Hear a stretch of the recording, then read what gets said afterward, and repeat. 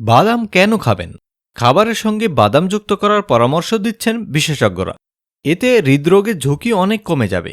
বাদাম হচ্ছে শক্তি, প্রোটিন ও ভালো চর্বির উৎস, তাই খাদ্য তালিকায় নিয়মিত বাদাম রাখা দরকার। অনেক ধরনের বাদাম পাওয়া যায়। এর মধ্যে চীনাবাদাম, আখরোট, কাজু ও পেস্তা বাদাম খেতে পারেন। সুস্থ থাকতে খাবারের সঙ্গে নানাভাবে বাদাম যুক্ত করতে পারেন। যুক্তরাষ্ট্রের পেনসিলভেনিয়া স্টেট ইউনিভার্সিটির গবেষকরা বাদাম নিয়ে সম্প্রতি একটি গবেষণা করেছেন। তারা বলছেন, খাবারের সঙ্গে বাদাম মিশিয়ে খেলে হৃদরোগের ঝুঁকি এড়ানো যায়, হার্ট অ্যাটাক ও স্ট্রোক থেকে দূরে থাকা যায়।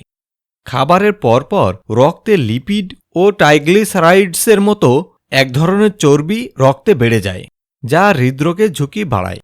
গবেষণায় দেখা গেছে, বেশি চর্বিযুক্ত খাবার খেলেও যদি 3 আউন্স পরিমাণ বাদাম খাওয়া যায়, রক্তে লিপিড বাড়ার হার কমে।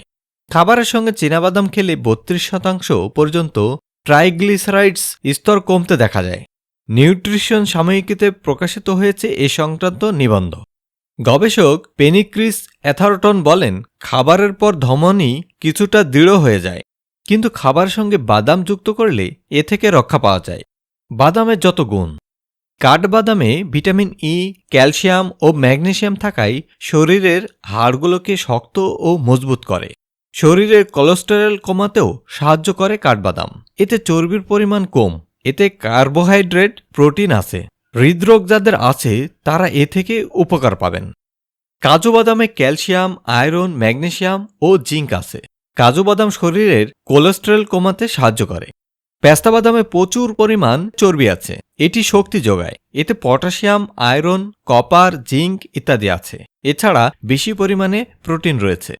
চীনাবাদামে প্রোটিন বেশি থাকায় এটি হৃদরোগীদের জন্য উপকারী। শরীরে রক্ত চলাচল সাহায্য করে। আখরোটে ওমেগা 3 ও 6 বিদ্যমান আছে, কিন্তু কোলেস্টেরল নেই।